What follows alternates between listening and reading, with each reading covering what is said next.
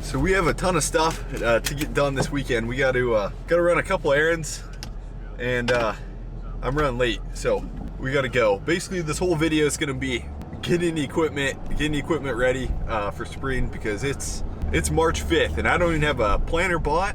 I want to get a sprayer bought still. So I just got done with a meeting with an agronomist, and I'll give you guys fertilizer totals. And keep in mind, I'm new to this. My only education with agronomy is Ag PhD and YouTube. So that first farm that I bought, we're putting, it's gonna go into corn on corn, because I wanna have everything as corn this year. The other farm I bought, which we're on right now, and I'll show you guys a little bit, is gonna be, this is all ready for corn. I already had the nitrogen in the fall.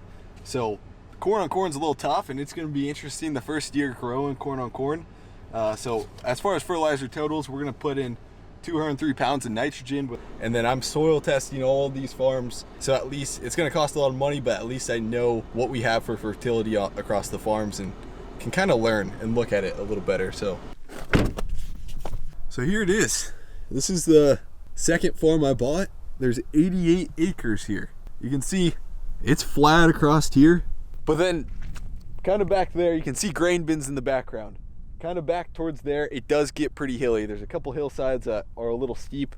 This portion up here is all flat. Kind of back in the back, it gets hilly, but those grain bins back there, that's where all the corn's gonna be go to. So what's nice about this farm for me specifically, I don't have any bin site, so hauling grain out of here, all you do, load in a gravity wagon, run a mile down the paved road to the town back there, take it to the co-op, which is really simple and nice once harvest comes. Yeah, they're pretty sloppy. So the farm runs all the way down there. It's really kind of a long, lengthy farm. It runs all the way down there towards that barn, and then comes all the way back here. Some of the this was like a 120, 130 acre farm. I think it was maybe 120 or 110 acre farm. Some of the hillier portions there's like a pond back there, was actually sold off to the DNR wildlife. So you can see an orange marker. All that back there was sold off. The main improvement that I'm gonna try and do to this farm this spring is just to get the fence pulled out. That's pretty much it. I just want to get this pulled out. I don't know how far you can go to the ditch, but there's like 10 or 20 feet here until you hit the ditch. Looky there, more deer on the farm. Don't hit the truck. There's a couple good hills to this farm, so it's gonna roll. There's a hill, rolls over, another hill, rolls over. Back behind that house, there's probably 20 acres back behind that house, and then all the way to the back corner there. This right here was all sold off to the DNR. So most likely that's probably gonna be planted as like grass or probably some native stuff. I gotta get heading back to the truck, but in a week or so when it's dry, I'll come out here and take the ATV and show off kind of the back corners there. Okay, on to the next errand. We gotta pay for seed. The farm's way too muddy even to take the truck even into any field entrance. I almost got stuck going in there, so we're just gonna take the quad. I just wanted to tour around the property. I haven't had any ATV down there, and I can't walk the whole property. Make sure I know where everything is, and make sure come in planting season that I kind of know where everything is, and any little thing we have to clean up, I know exactly what we have to clean up this spring here.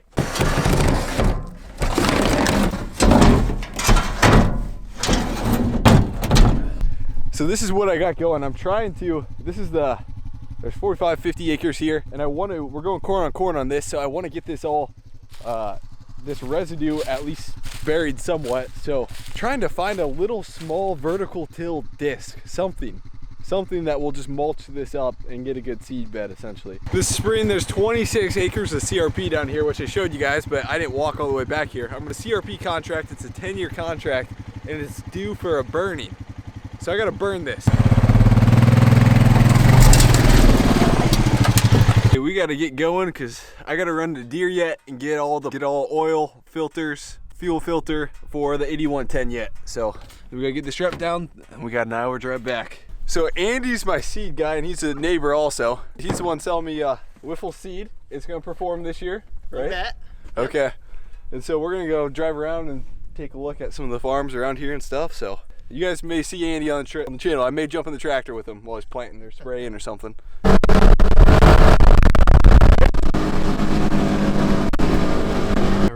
like to buy some type of vertical, like I said, some type of vertical tillage. I'm at a place and I seen one online. It was a McFarlane reel disc. Oh, they still got it. I just want something that would that could do everything. Little touch up. If you have an excavator over the ground, you want to touch up some ground, level it out, perfect. If you want to chop up some corn stalks, perfect. If you want to prepare a seed bed, perfect. So that's kind of what I'm trying to find in some type of disc or vertical tillage tool. We're going to pick up the tractor, service this thing, clean it, service every piece of equipment we have so that we're ready for spring.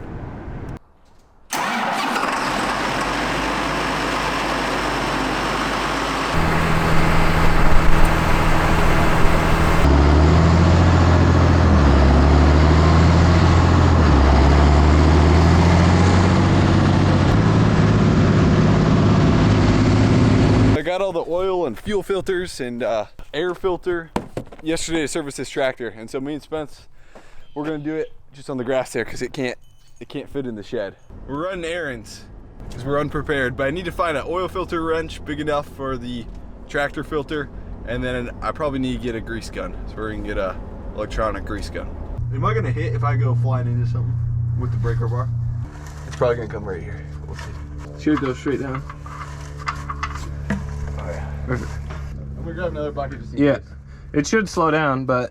So I couldn't find a wrench for this, for the oil filter. So we're gonna try and use a belt. It's more, I'm more like pulling the whole unit, you know what I mean? Ooh. Just wanna see that O-ring. We got an electric grease gun. This thing's kinda nice.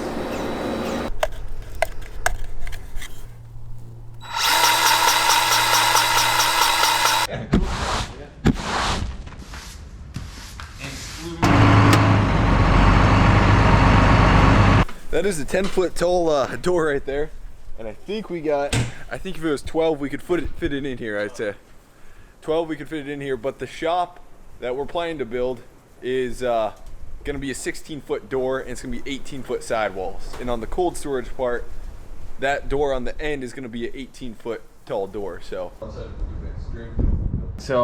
fuel is gonna come out of this hole and go where, you know? I can get well. How do we? This is what I'm worried about.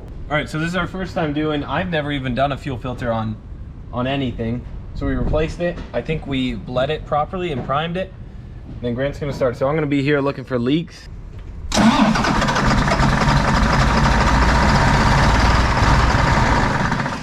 There's no increase in pressure.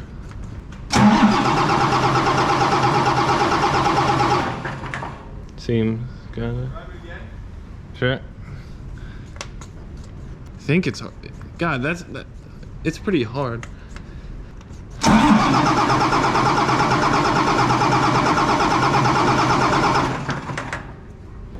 So we're running into an issue where we can't get fuel to the tractor. We think it's because there's air or something here. So we're gonna try priming it again. This is the first time. If I knew what I was doing, it'd be a little easier. Okay, pump it. Okay, there's fuel coming out real good here. That's gonna be going pretty heavy here. It says it's smooth flow.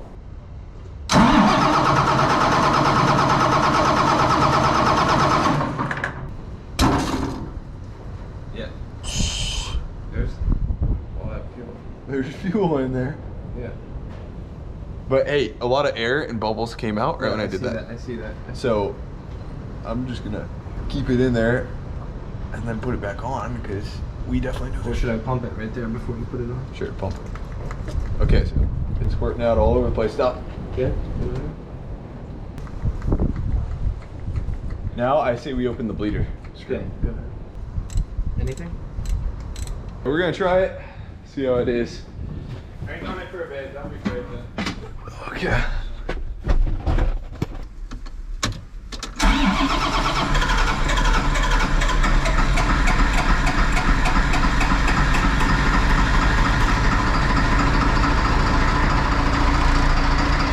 Oh, yeah, well, that was a lot better than last time.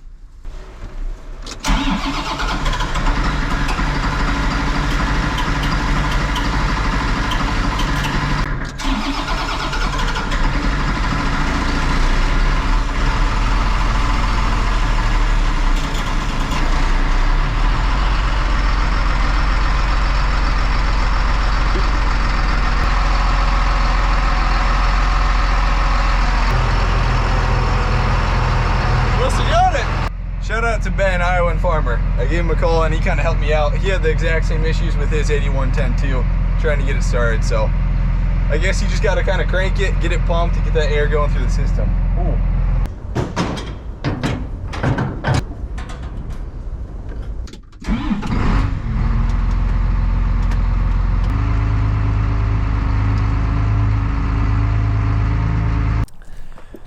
So me and Spencer are gonna get washing everything, and I guess I never showed you guys this. We were going the other day, but I bought a new Honda ATV. New to me, I should say. Not new to me. But saw this one on Facebook Marketplace. It was 3 hours away out in Clinton, Iowa, and I was looking for one that was not really used, fairly new, and that's exactly what this is. The guy literally would toss it on his trailer, get it off his trailer, drive to the hunting spot, drive to the hunting blind, and then drive back. And he didn't really ride it much, didn't go mudding or anything like that, and it still has a he got the extended warranty, and so it still has a 2-year warranty on the ATV. So a full coverage warranty for the next 2 years. I figured probably gonna be using this thing a lot, and I wanted something to be able to get towards the back of the 120 acre farm whenever you need to. And so a side-by-side probably would have been better, because we'll probably have people with us that will have to jump on the back. We'll see, maybe a side-by-side someday. But I wanted a Honda because these things are bulletproof, man. So we're gonna get washing it, and Spencer even got a foam cannon. So we're gonna try this.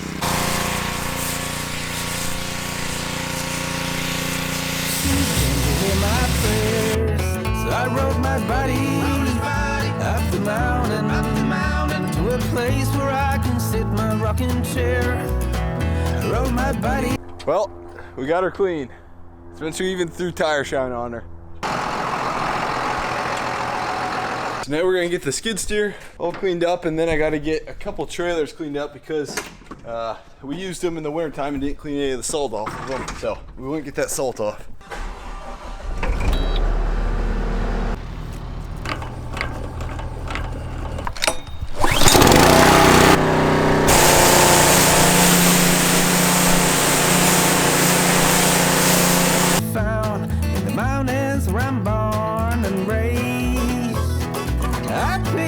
Tractor's all clean, all the equipment's clean, we're ready. I just got to get a couple more implements bought, and we're ready to go for spring planting. So thanks again for watching, and I'll see you guys later. Thanks, guys.